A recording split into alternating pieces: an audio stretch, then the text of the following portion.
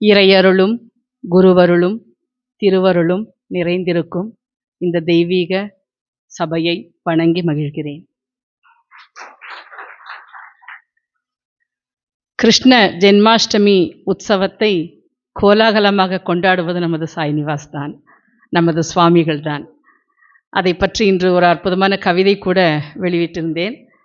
நீலகிரியில் அல்ல, அகில லோகத்திலுமே கிருஷ்ணனுடைய ஜென்மாஷ்டமி மிக விமரிசையாக நடந்து கொண்டிருக்கும் இந்த நேரத்தில் நமது கோவையில் கிருஷ்ணாமிர்தம் இடத்தில் இப்படி ஒரு இசை கானத்தோடு இப்படி ஒரு தெய்வீக ஒரு இடத்திலே நாம் எல்லாம் ஒன்று கூடியிருப்பது நம் சுவாமி நமக்கு அருளியிருக்கின்ற பெரும் பாக்கியம்.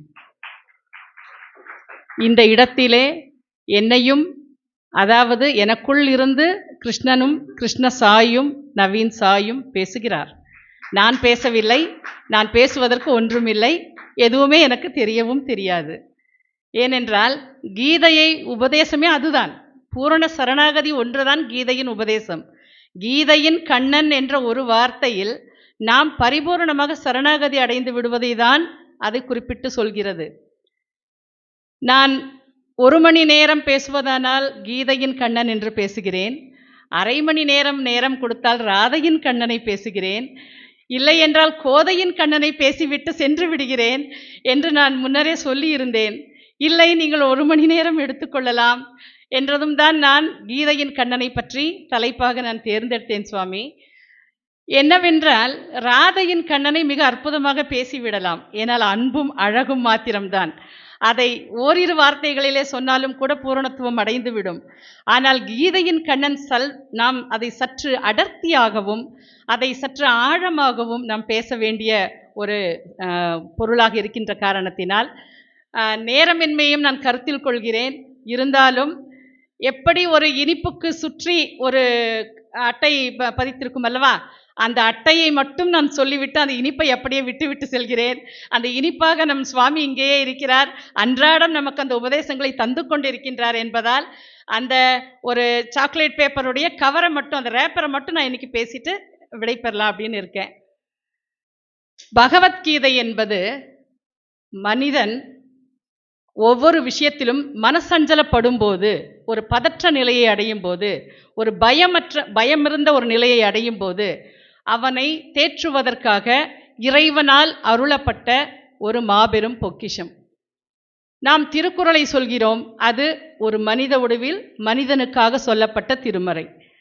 அதே போல இறைவனை நினைத்து பாடுகின்ற திருவாசகம், தேவாரம், எத்தனையோ திருப்பதிகங்கள் நாம் அன்றாடம் சொல்கின்றோம். இவையெல்லாம் மனிதர் உருவில் இறைவனை நினைத்து பாடுகின்ற வார்த்தைகள். ஆனால் இறைவன் மனிதனுக்காக எடுத்து கொடுத்த ஒரு அற்புத பொக்கிஷம், அற்புத உபதேசம்தான் பகவத்கீதை. இது இறைவனே, கிருஷ்ணனே ஒரு சமயத்தில் சொல்கிறார், நான் யோக நிலையில் தான் இவற்றை சொன்னேன். சாதாரண நிலையில் கூட கிருஷ்ணன் சொல்லவில்லை.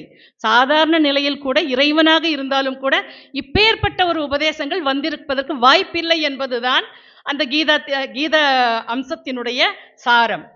அற்புதமாக இது எப்பொழுது நடக்கிறது என்றால், மகாபாரத போர் முடிந்து சில நாட்களுக்கு பிறகு அர்ஜுனன் கேட்கும்போது கூட, அன்று நான் யோக நிலையில் இருந்ததால் தான் இவ்வளவும் உபதேசித்தேன், இன்று என்னை கேட்டால் எனக்கு தெரியாது என்று கூட கிருஷ்ணன் சொல்லியிருப்பதாக நாம் அங்கே பதிவுகளை பார்க்கின்றோம். குருஷேத்திர போர் நடக்கின்ற காலகட்டத்தில் எதிரே நிற்பது நமது பந்துக்கள், பாசம் நிறைந்தவர்கள், எனக்கு கற்றுக் கொடுத்த ஆசான்கள்.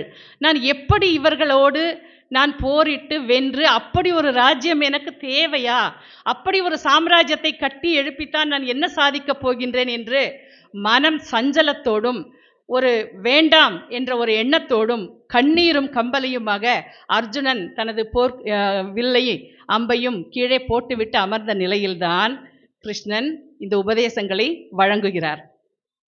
ஒரு நிமிடம் நாம் யோசித்து பார்ப்போம். அந்த நேரத்தில் பஞ்ச பாண்டவர்கள் எல்லாருமே போர்க்களத்தில் இருக்கின்றார்கள்.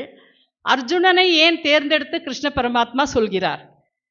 அர்ஜுனன் போர் வேண்டாம் என்று மனசஞ்சலப்பட்டு நிற்கும் பொழுது அருகிலேயே பலம் வாய்ந்த பீமன் இருக்கின்றார் அல்லவா, அந்த பீமனை அழைத்து பீமா என்று உபதேசித்திருந்தால் பீமன் இன்னும் வலுவாக போரிட்டு இருப்பான் அல்லவா. ஏனென்றால் பீமனுக்கு ஆத்திரம் அடங்கவே இல்லை. அவன் சொந்தமானாலும் சரி பந்தமானாலும் சரி என்கின்ற ஒரு நிலையில் தானே இருந்தான். ஏன் நம் கண்ணன் பீமனை அழைக்கவில்லை? இல்லை, எல்லாவற்றிற்கும் அண்ணனாக, அனைத்தும் அறிந்தவனாக தருமன் இருக்கிறாரே, தருமரை அழைத்து ஏன் இப்படிப்பட்ட ஒரு உபதேசத்தை கொடுக்கவில்லை? சற்று யோசிப்போம். தருமர் அங்கேதான் இருந்தார், யுத்த களத்திலே தான் இருந்தார். ஆனாலும் அந்த உபதேசம் அர்ஜுனனுக்கு வழங்கப்பட்டது குறிப்பாக. இதற்கு ஒரு மூல காரணம் என்ன சொல்லப்படுகிறது என்றால், இதையும் கிருஷ்ண பரமாத்மா தான் சொல்லியிருக்கின்றார். பீமனை பொறுத்தவரை குணங்கள், மனித குணங்களில் சத்வ, ரஜோகுணம், தமஸ்குணம் என்று சொல்கிறோம் அல்லவா? அப்படி மிகுந்த ரஜோகுணமும் தமஸ்குணமும் நிறைந்த ஒரு அம்சம் பீமன் என்று சொல்லலாம். அப்படி இருப்பவருக்கு எந்த உபதேசம் சொன்னாலும் பிரயோஜனம் இல்லை. எவ்வளவு நீங்கள் உபதேசித்தாலும் அந்த குணம் மாறுகின்ற வரை அந்த உபதேசத்தை செய்தவருக்கு அதனால் எந்த பிரயோஜனமும் உபதேசத்தை கேட்பவருக்கு ஏற்பட போவதில்லை என்பது கிருஷ்ண பரமாத்மாவுக்கு நன்று தெரியும். அதே போல தருமர், அவர் சத்தியவான், சகலமும் அறிந்தவர். சகலமும் அறிந்து தர்ம நெறிப்படி நடக்கும் ஒருவருக்கு மீண்டும் ஒரு நல்ல உபதேசத்தை கொடுக்க வேண்டிய அவசியம் இல்லை. ஆக அவசியமில்லாத ஒருவருக்கும் சொல்ல வேண்டியதில்லை, எது சொன்னாலும் பிரயோஜனப்பட போவதில்லை என்ற ஒருவருக்கும் சொல்ல வேண்டியதில்லை. அர்ஜுனன் நம்மை போன்றவன், பாதி மனிதன் பாதி மிருகம், இரண்டும் கலந்த கலவை, அதுதான் அர்ஜுனன். ஏனென்றால் அவனுக்குள் மிகப்பெரிய சாத்வீக குணம் இருக்கின்றது, அதே சமயத்தில் ரஜோகுணமும் சிறிது இருக்கின்றது. அதனால்தான் அர்ஜுனனை தேர்ந்தெடுக்கிறான் இந்த உபதேசங்களை சொல்வதற்கு. அப்படி சொல்லும் பொழுதுதான் இது அர்ஜுனனுக்காக மட்டும் வழங்கப்பட்ட உபதேசம் என்றால் அது அந்த யுத்த களத்திலேயே முடிந்திருக்கும். இன்று வரை பல யுகங்களாக அதை நாம் தொடர்ந்து இன்று அதையுமே நம் வாழ்நாளில் கடைபிடித்து அதை படிக்க வேண்டும் என்ற ஆவலும், அதை பற்றி கேட்க வேண்டும் என்ற ஆவலும் ஏன் இன்னும் நிலைத்திருக்கின்றது? அது நம் ஒவ்வொருவருக்கும் வழங்கப்பட்ட உபதேசம் என்பதால் தான். ஏதோ அர்ஜுனனுக்கு யுத்த களத்தில் வழங்கப்பட்டதல்ல, நம் ஒவ்வொருவருக்காகவும் கிருஷ்ண பரமாத்மா இறைவன் ரூபத்திலே இறைவனாகவே இருந்து மனிதர்களை உய்விக்குவதற்காக, அவர்களுடைய வாழ்வை நெறிப்படுத்துவதற்காக. ஏனென்றால் நம்மை அனைவரையும் பார்த்து பார்த்து ரசித்து படைத்தவன் அவன். இந்த சிருஷ்டிகள் அனைத்தும் அவன்தான். உள்ளுக்குள் நம் அனைவரையும் இயக்குவதும் அவன்தான், சொல்வதும் அவன்தான், செய்வதும் அவன்தான், நடப்பதும் அவன்தான், பேசுவதும் அவன்தான். இந்த இயற்கை எல்லாமே அவன்தான் கொடுத்தது, அத்தனையும் அவன்தான். அப்படி இருக்கும் பொழுது நம்மை அவனோடு ஐக்கியமாவதற்கு தடையாக இருப்பதும் சில சமயங்களில் அவன்தான். அதை எப்படி பக்தி நெறியில் நம்மை அந்த நிலைக்கு கொண்டு செல்வது என்று நமக்கு அறிவுரை ஊட்டுவதும் அவன்தான். இப்படி பல ரூபங்களில் நம்மை பார்த்து பார்த்து ரசிப்பதில் நம் கண்ணனுக்கு ஈடு இணை யாருமே இல்லை. அதனால்தான் நம்மை போன்ற நிலையில் இருந்த அர்ஜுனனுக்கு இந்த மகா பெரும் உபதேசத்தை வழங்கி இந்த பகவத்கீதை அப்படி என்கிற ஒரு சிறந்த ஒரு பொக்கிஷத்தை இன்று அகில உலக நாடுகள், இந்தியா மட்டுமா, இந்துக்கள் மட்டுமா என்று இல்லை, உலக நாடுகள் முழுவதுமே பகவத்கீதையை இன்று பின்பற்றுகின்ற அளவுக்கு, அதில் உள்ள பொதிந்துள்ள கருத்துக்களை ஏற்று நடக்கும் அளவுக்கு இன்று ஒரு மிகச்சிறந்த பொக்கிஷமாக நம் கைகளிலே வந்திருக்கின்றது. இதை பற்றி நாம் பல ஆராய்ச்சிகள் செய்திருக்கின்றார்கள். பீஷ்மர் பருவம் என்று சொல்வோம் மகாபாரதத்திலே, அங்கேதான் இந்த பகவத்கீதை இடம்பெறுகிறது. சுமார் 745 ஸ்லோகங்கள் ஆதியில் இருந்திருக்கின்றன. காலநடையில் அது 725 ஸ்லோகங்களாக மாறியிருக்கின்றது. அந்த 725 ஸ்லோகங்களும் இன்னும் காஷ்மீர் போன்ற வட மாநிலங்களில் உபயோகத்தில் தான் உள்ளது. ஆனால் நம்மிடத்தில் 700 ஸ்லோகங்கள் பகவத்கீதையில் ஸ்திரமாக இருக்கின்றன. அதை சுருக்கி நம்மிடையே தந்தது யார் தெரியுமா? நமது ஆதிசங்கரர். ஆதிசங்கரர் இந்த பகவத்கீதைக்கு ஒரு பாஷ்யம் எழுதுகிறார். அதாவது உரை எழுதுவது என்பது வேறு, பாஷ்யம் எழுதுவது என்பது வேறு. உரை என்பது ஒரு வார்த்தையினுடைய பொருளை அப்படியே கொடுப்பது. பாஷ்யம் என்பது அவர்களுடைய சொந்த கருத்தையும் அதோடு சேர்த்து. ஏனென்றால் ஆதிசங்கரர் அத்வைத கொள்கை உடையவர் அல்லவா? அவருடைய சில சாராம்சங்களையும் அதனோடு இணைத்து அதற்கு ஒரு சிறப்பான பாஷ்யம் எழுதுகிறார். அதன் மூலம் 700 ஸ்லோகங்களாக அதை கட்டமைக்கிறார். அந்த 700 ஸ்லோகங்கள் தான் வழி வழியாக இன்றும் பின்பற்றப்பட்டு வருகின்றன. நான் அடர்த்தியாக பேசுவதனால் நேரம் எடுக்கும் என்று நினைக்கின்றேன். சரி என்றால் சொல்கிறேன், எளிதாகவே சொல்லிவிட்டு செல்கின்றேன்.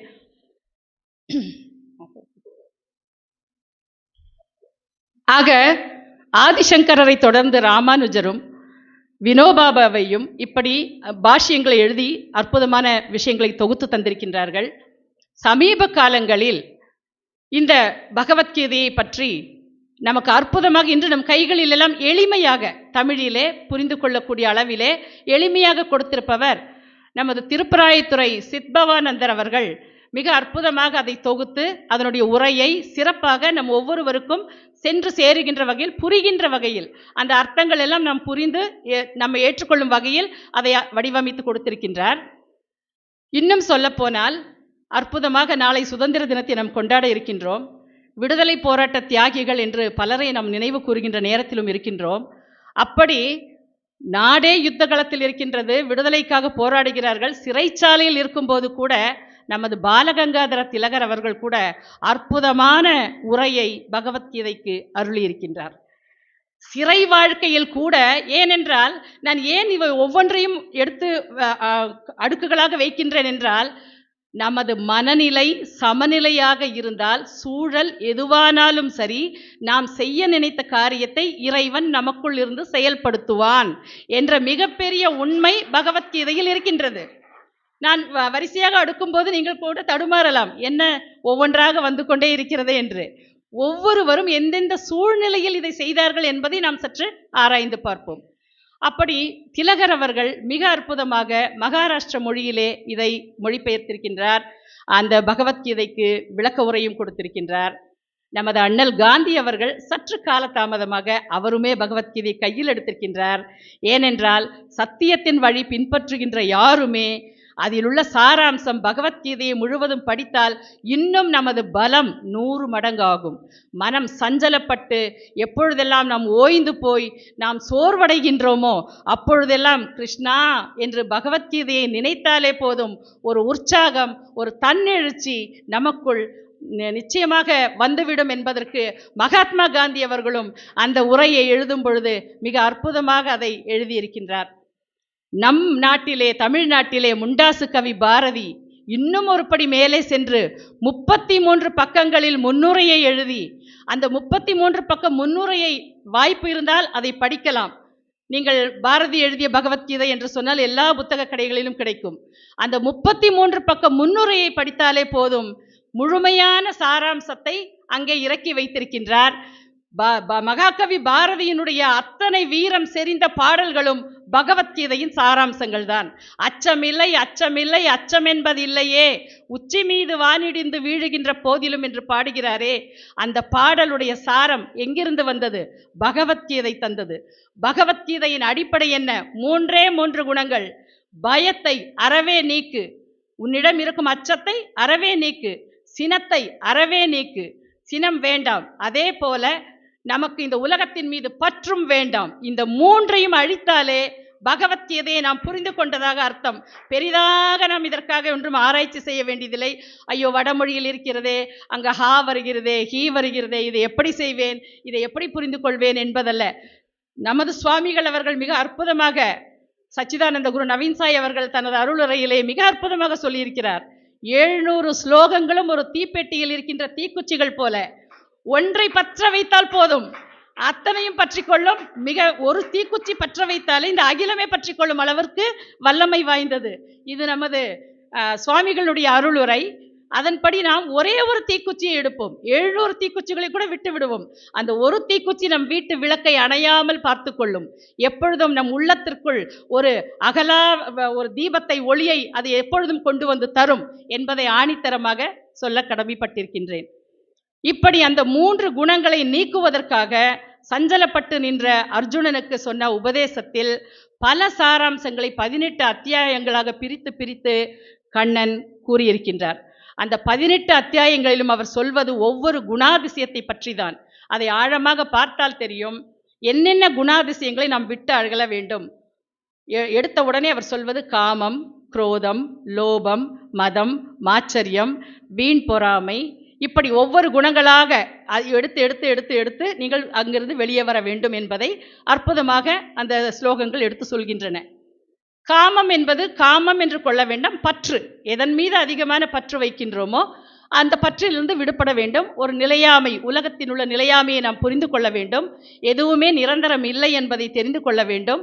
இந்த என்னுடையது, இது எனக்கு சொந்தமானது என்ற அந்த அதீத இருப்புடன் நாம் இருப்பதை விட்டுவிட்டு எப்பொழுதுமே இதெல்லாமே இறைவன் கொடுத்தது, இது அவன் அனுப்பியிருக்கிறான், இறைவன் தான் என்னை வழி நடத்துகிறான், எல்லாமே இறைவன் கொடுத்தபடிதான் நடக்கின்றது, சொன்னபடித்தான் நடக்கின்றது என்று அந்த பூரண ஒரு அமைதியான சரணாகதி நிலையில் நாம் ஒவ்வொருவரும் வருவதற்கு பழக்கப்படுத்தி கொண்டோமே ஆனால் இந்த பற்றற்ற நிலை எளிதாக வாய்க்க பெறலாம்.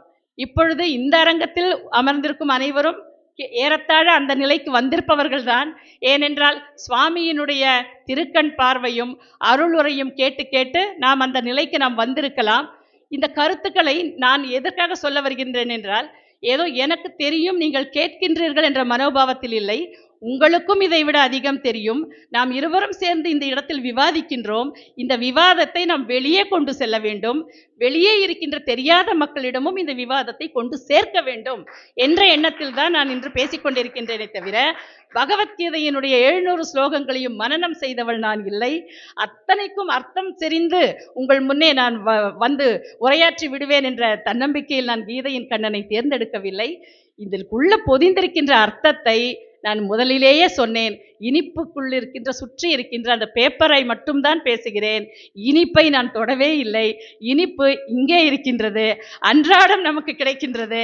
அந்த இனிப்பை ருசிப்பதற்கு அந்த ரேப்பரை எப்படி பிரிக்க வேண்டும் என்றதை மட்டும்தான் இந்த நேரத்திலே, நீங்கள் 1 மணி நேரம் இல்லை 5 மணி நேரம் கொடுத்தாலும் இதை தான் பேசுவேன். ஏனென்றால் அவ்வளவு விஷயங்கள் இருக்கின்றன. நீ ஏன் படிக்க வேண்டும், ஏன் அதை தெரிந்து கொள்ள வேண்டும், ஏன் பகவத்கீதை சொன்னதை போல் வாழ வேண்டும், எதற்காக வாழ வேண்டும், எப்படி பக்தி செய்ய வேண்டும், எப்படி இந்த குணங்களிலிருந்து நாம் வெளியே வர வேண்டும், எப்படி தன்னலமற்று இயங்க வேண்டும், எப்படி அன்பால் அனைவரையும் அரவணைக்க வேண்டும், ஒவ்வொன்றுக்கும் ஒவ்வொரு ஸ்லோகத்தில் ஒவ்வொரு இடத்தில் அற்புதமான விளக்கங்களை கண்ணபிரான் நமக்கு அருளி இருக்கின்றார். அவை ஒவ்வொன்றையும் நமது சுவாமிகள் பல்வேறு வகுப்புகள் மூலமும் சரி, அவரது சொற்பொழிவிலே அற்புதமாக அவரும் யோக நிலையில், அது சாதாரண வார்த்தை அல்ல, அன்று அர்ஜுனனுக்கு வாய்த்த வாய்ப்பு இன்று நமக்கெல்லாம் வாய்த்திருக்கின்றது. வேறு யாருக்கும் அந்த அற்புத வாய்ப்பு கிடைக்கவில்லை. நாம் எந்த குருஷேத்திரத்திலும் இல்லை, நாம் அழகான கிருஷ்ணாமிரதத்தில் இருக்கிறோம், மேலே சென்றால் சாய்நிவாசில் இருக்கிறோம், இன்னும் சொல்ல போனால் வைகுந்தத்தில் இருப்பது போல இருக்கின்றோம். ஆனாலும் நமக்கு யோக நிலையில் நமது சுவாமிகள் அன்றாடம் பகவத்கீதையினுடைய சாரத்தை இறக்கி வைத்து கொண்டே இருக்கிறார்.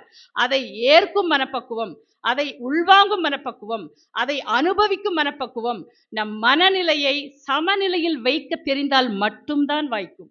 எப்பொழுதும் நீங்கள் பகவத்கீதையில் எந்த வார்த்தை அதிகம் பயன்படுத்தப்பட்டிருக்கிறது என்று பார்த்தால் யோகம் என்ற வார்த்தை தான்.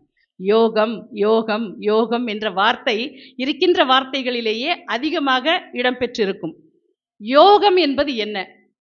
எளிமையானதுதான். அதற்காக நாம் தியானம் உட்கார வேண்டும், கண்மூடி இருக்க வேண்டும், மணிக்கணக்கா எதுவும் இல்லை. இன்பத்திலும் சரி துன்பத்திலும் சரி, எந்த நிலையிலும் சரி, நமக்கு பிடித்தவர்களோடு இருந்தாலும் சரி, பிடிக்காதவர்களோடு இருக்க வேண்டிய சூழல் வந்தாலும் சரி, அந்த இடம் ஒரு ரணகளம போர்க்களமாக இருந்தாலும் சரி, நமது மனநிலையை அமைதியாக சமநிலையாக வைத்து கொள்ளும் பயிற்சியை நாம் அன்றாடம் செய்து விட்டோமானால், புறச்சூழல் எப்படி இருந்தாலும் அகத்திற்குள் நம் அமைதி வந்துவிட்டது என்றால் அதுதான் யோகம். அந்த யோகம் அமைந்தவர்களுக்கு மந்திரம் ஜெபிக்க வேண்டாம், நீங்கள் பூஜைகள் செய்ய வேண்டாம், எதுவுமே வேண்டாம். அந்த யோகத்தினால் அதோடு அந்த யோகத்தை அடைந்து விட்டோம் என்று சும்மா இருக்க சொல்லவில்லை. பகவான் கண்ணன் மிகப்பெரிய கர்மயோகம் என்று ஒன்றை எடுத்து சொல்லியிருக்கின்றார்.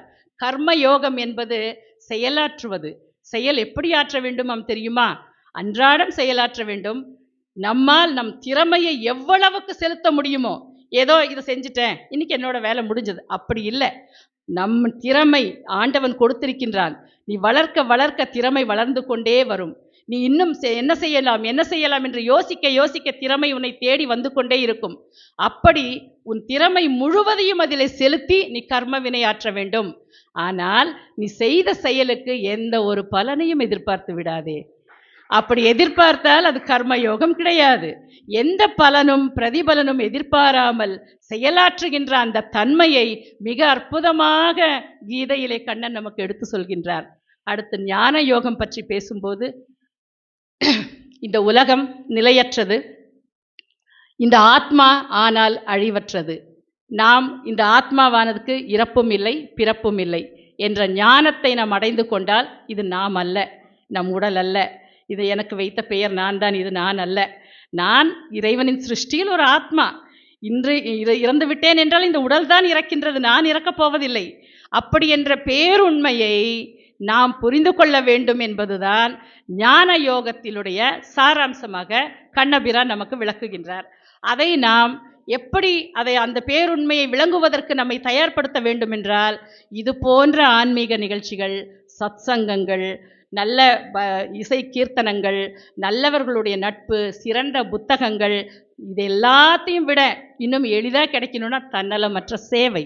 நீங்கள் எவ்வளவுக்கு எவ்வளோ உங்களுக்காக இல்லாமல் அடுத்தவங்களுக்கு சேவை செய்ய நீங்கள் இறங்குறீங்களோ அந்த ஞான யோகம் உங்களுக்குள் வந்துவிடும். நான் என்பது நான் அல்ல, இது என் உடல் அல்ல, இந்த உடல் என்னது அல்ல, உள்ளிருந்து இயக்குவது எல்லாமே இறைவன்தான். மூச்சு நான் விடுகிறேனா, பிராணன் என்னுடையதா, ஓடும் உதிரம் என்னுடையதா, அது எப்படி நரம்பு மண்டலம் இயங்குகின்றது எனக்கு தெரியுமா, இவை எல்லாவற்றையும் இயக்கும் ஒருவன் என்னை ஆத்மாவாக அனுப்பியிருக்கின்றான் என்றால் அந்த ஆத்மா நிலையானது, அந்த ஆத்மா அழிவில்லாதது, அந்த ஆத்மா பரிபூரணமாக இறைவனின் பாதத்தில் என்றுமே இருக்கும். நான் இறைவனின் குழந்தை, இறைவனின் கருவி என்று ஒவ்வொருவரும் நம்மை நினைத்து கொண்டோமானால் இந்த உலகத்தில் கர்மயோகத்தை நாம் மிக எளிதாக செயல்களை நம் திறமை முழுவதையும் பயன்படுத்தி நாம் செய்து கொண்டே வரலாம் என்பதுதான் ஞான யோகத்திற்கான விளக்கம். பக்தி யோகத்தையும் அதில் எடுத்து சொல்கின்றார். எப்படி பக்தி செய்து முக்தி நிலையை அடைவது? பக்தி என்பது பரிபூரண பக்தி. பரிபூரண பக்தி எப்பொழுது வரும் என்றால் சரணாகதி அடைந்தால்தான் வரும். சரணாகதி எப்போது அடைவோம்? அனைத்திலும் இருப்பது இறைவன், என்னுள் இருப்பதும் இறைவன் என்ற நிலை உணர்ந்தால்தான் நமக்கு சரணாகதி வரும். அப்படி நாம் பக்தி யோகத்திலும் சிறந்து விளங்க வேண்டும் என்பதுதான் கீதையினுடைய சாராம்சம். இன்னும் நமது ஐம்புலன் அடக்கத்தை பற்றியும் பல அத்தியாயங்களில், கிட்டத்தட்ட அந்த ஐம்புலன் ஒரு புலனுக்கும் ஒரு அத்தியாயம் என்ற வகையிலே வரும். அப்படி வரிசையாக அந்த 5 புலன்களுக்காக 5 அடக்கங்கள், இந்த வீண் பொறாமை, மதம் என்பது வெறி பிடித்த தன்மை, ஒரு ஆணவம், அந்த மதத்திற்காகவே ஒரு அத்தியாயம். இப்படி 18 அத்தியாயங்களுக்கு 18 குணங்களை வகுத்து தொகுத்து இவற்றிலிருந்தெல்லாம் நீங்கள் விடுபட வேண்டும் என்றால் நீங்கள் இந்த காரியங்களை செய்ய வேண்டும் என்று அற்புதமாக, மீண்டும் சொல்கிறேன், அர்ஜுனனுக்கு சொல்லப்பட்டதல்ல பகவத்கீதை, நாம் ஒவ்வொருவருக்கும் சொல்லப்பட்டதுதான் பகவத்கீதை. ஏனென்றால் அர்ஜுனன் அன்று இருந்த மனநிலையில் நாம் இன்றும் இருக்கிறோம், இனி நம் அடுத்து வரும் தலைமுறையும் இருக்கத்தான் போகின்றது என்பது கண்ணனுக்கு என்றோ தெரியும். இத்தனை காலங்கள் ஆகியும் மனிதர்களுடைய மனநிலையில் மாற்றமில்லை. நாளுக்கு நாள் மிருகத்தன்மை கூடிக்கொண்டு தான் வருகிறதே ஒழிய குறைவதற்கான வாய்ப்புகள் இன்னும் நாம் உருவாக்க வேண்டிய நிலையில் நாம் இருக்கின்றோம் என்பதை தெளிவாக புரிந்து கொள்ள வேண்டும் என்பதை தாழ்மையோடு சொல்லிக் கொள்கிறேன். பகவத்கீதையினுடைய இந்த சாராம்சங்களை நாம் உணர்ந்து அதை பின்பற்றி அந்த ஸ்லோகங்களை படிக்கிறோம் அல்லவா, அத்தனையிலும் ஏதோ ஒன்றின்படி வாழ்ந்து பார்க்கிறோமா? இப்பொழுது 1330 திருக்குறள்களை ஒரு சிலர் சொல்வார்கள், எனக்கு தலைகீழாக தெரியும், மனப்பாடமாக சொல்லிவிடுவேன், அங்கிருந்து கேட்டால் தெரியும், இங்கிருந்து கேட்டால் தெரியும். ஒரு குறளையாவது நம் வாழ்க்கையில் நடைமுறைப்படுத்தியிருக்கின்றோமா என்று நமக்குள்ளே பகுப்பாய்வு செய்து பார்ப்போம். ஒன்றும் வேண்டாம், என்னன்றி கொன்றார்க்கும் உய்வுண்டாம், உய்வில்லை செய் நன்றி கொன்ற மகற்கு. நாம் ஒவ்வொருவரும் ஒரு நிமிடம் கண்ணை மூடுவோம். நமக்கு உதவி செய்தவர்களை எத்தனை முறை நாம் நினைத்திருக்கின்றோம், அவர்களுக்கு நாம் என்ன நன்றி பாராட்டி இருக்கின்றோம். அப்படி நாமளே பகுத்து சென்றால் அந்த குறள் நாம் படித்ததோடு சரியாக இருக்கும், சில நேரங்களில் அதை மறந்திருப்போம். இப்படிதான் பகவத்கீதையும் எல்லாம் சொல்லும்போது கேட்கும்போது ஏதோ கதா காலட்சேபம் கேட்பது போல சுகமாக இருக்கும், காதுக்கு இனிமையாக இருக்கும். ஆனால் அந்த கணமே நாம் விட்டு செல்கிறோம். அப்படி இல்லை, அதை நம் வாழ்வில் ஒரு அங்கமாக எடுக்க வேண்டும், அதை நாம் பின்பற்ற வேண்டும். ஒரு ஸ்லோகத்தையாவது நாம் மனதிலே நிறுத்தி கண்ணன் சொல்கின்ற பாதையில், அவன் சொன்ன கீதையின் பாதையில் நடக்க வேண்டும் என்று சொல்லி, நேரமின்மை காரணமாக இந்த வாய்ப்பை இத்தோடு நிறுத்திக் கொள்கின்றேன். ஏனென்றால் 1 மணி நேரத்திற்கான மிக அற்புதமான தொகுப்பை ஒரு மலர் மாலையாக கொண்டு வந்தேன். அதிலிருந்து 2 இதழை மாற்றம் எடுத்து உங்களுக்கு சமர்ப்பித்து விடைபெறுகிறேன். நன்றி, வணக்கம்.